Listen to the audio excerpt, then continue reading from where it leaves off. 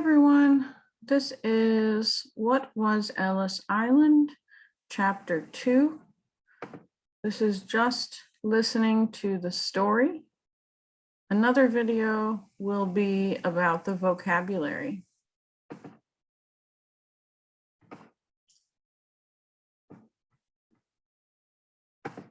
Okay, let's start reading. Early Irish immigrants. Between 1845 and 1855, more than 1 million Irish immigrants arrived in America. Back in Ireland, blight was ruining the potato crops. Without their staple food, 1 million Irish starved to death. The terrible time became known as the Potato Famine. By 1855, Ireland had lost 1/4 of its population to death or emigration. In the United States, the Irish still faced hard times. Prejudice against their Catholic religion was widespread in a country that was mostly Protestant. Shops and factories posted signs that said no Irish need apply. Irish workers survived by shoveling coal, unloading ships, and cleaning yards. The huge wave of incoming Irish transformed the populations of New York City and Boston. In 1847, when the first Irish masses arrived, New York City had a total population of 372,000. Nearly double that number of Irish, about 650,000, flooded into the city during the next 10 years. Chapter 2, Leaving Home. A major shift in the US immigration happened at the end of the 1800s. Until then, most immigrants had come from Northern and Western Europe. But at the end of the century, immigrants from Southern and Eastern Europe flooded into America. Most came from Italy, Greece, Russia, Hungary, and Poland. What made so many people leave their homeland? America was growing fast. Some people came for jobs in all the new factories in big cities. Some came to get cheap land out west.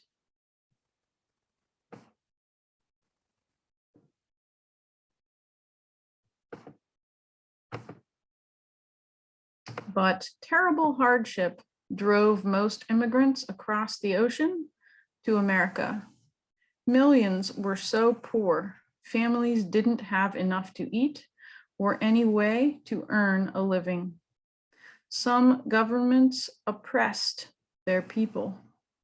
In Italy, there was famine as well as natural disasters, earthquakes, tidal waves, and the eruption of Mount Etna. We can see that in the illustration on the right, the eruption of a volcano, Mount Etna in Italy. I do not want to raise my children in Italy any longer, one mother told her son. I don't want no famine. I don't want no poverty. If we go to America, at least we'll eat. Many immigrants suffered because of their religion. In Russia, hundreds of Jews were beaten and killed in attacks called pogroms. Thousands of Jews were left homeless when their houses were set on fire and their villages destroyed. Mary Anton, a young Jewish girl who escaped to America in 1894, later wrote about the terror back in Russia. Mobs attacked Jewish families with knives and clubs, Scythes and axes, she said. People who saw such things never smiled anymore, and sometimes their hair turned white in a day.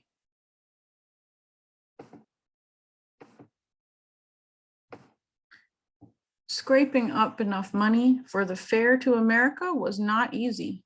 Often a family had to move in stages.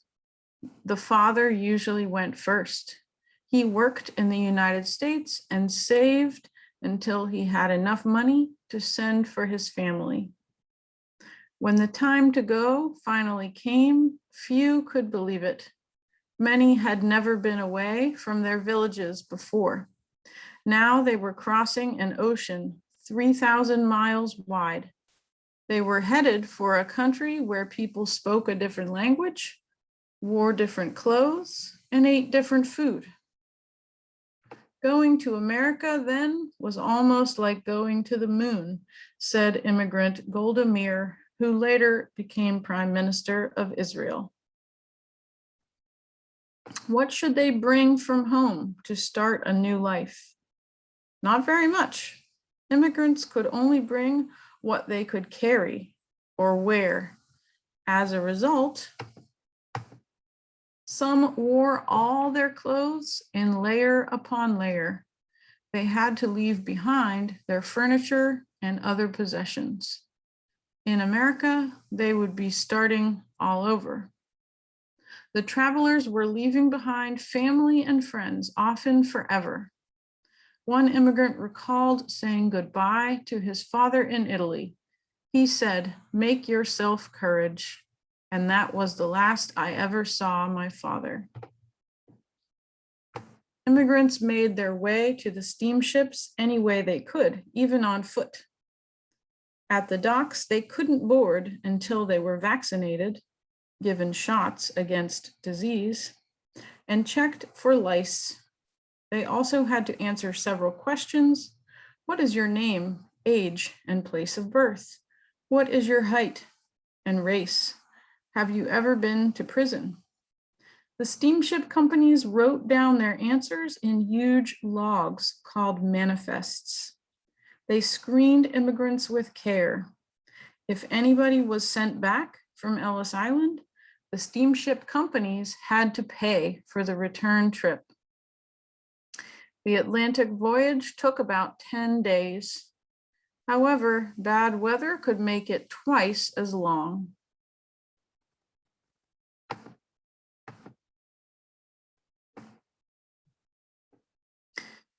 Immigrants usually could only afford a ticket in the rough area at the bottom of the ship near the steering equipment. It was called steerage. We can see that in the picture here. This level was called steerage.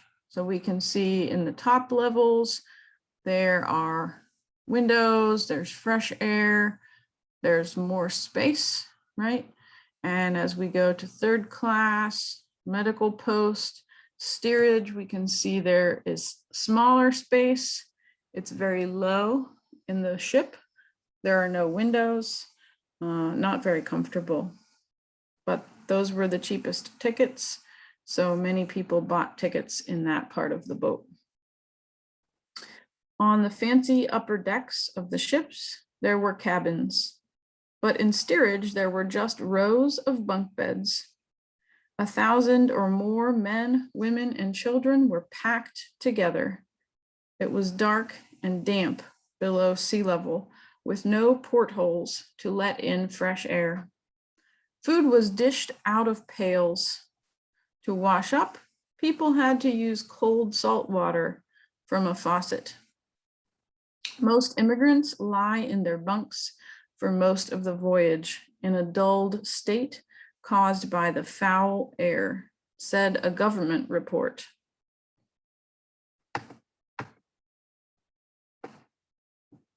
Immigrants rejoiced when at last they entered New York Harbor. Edward Corsi was just 10 when he came to America in 1907. He later wrote, "My mother and father lifted up the babies so that they too could see the Statue of Liberty. Next stop, Ellis Island." Okay, that is the end of this chapter. As I said before, you can see another video for the vocabulary about chapter 2, and another video is coming for chapter 3 to listen to the story. Okay, thanks everybody. Bye-bye.